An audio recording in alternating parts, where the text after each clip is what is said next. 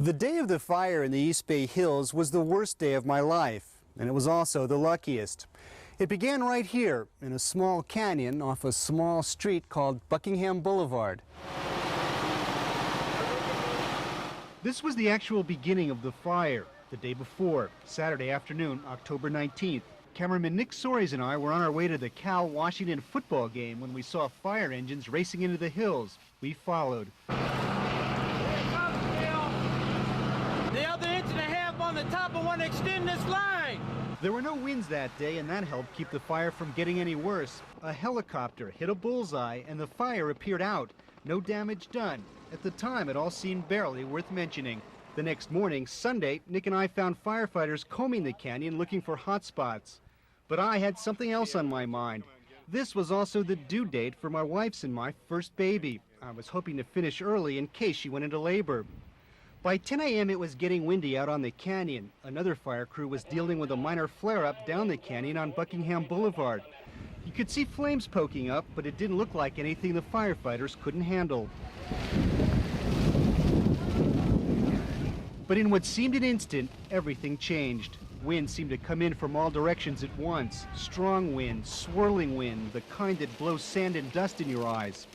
On the canyon, the wind acted like someone was pouring gasoline from the sky. And then came that sound, the relentless rumble of 1,000 bass drums. You could not hear anything above that sound, and it is my most vivid memory of that day. By 11 o'clock, smoke began turning day into night. A wall of smoke had sealed off everything to our right, including our car. The fire, in full rage, was stretching out to our left. Behind us was a sheer drop. And with that sound at full blast, the smoke and fire was tumbling down toward us, and it was getting hotter. Nick and I looked at each other. We've never spoken to one another about this part, but in that look we both came to the same realization. There was no way out. I remember saying to myself, this can't really be happening, not on the day my baby is due. At that moment, a small fire truck with 4 firefighters came out of the smoke looking like Bogart in the last scene of Casablanca. A battalion chief said, "Hop on." We would learn later these were the last human beings to make it out in this direction that day. The firefighters began evacuating people along the hillside.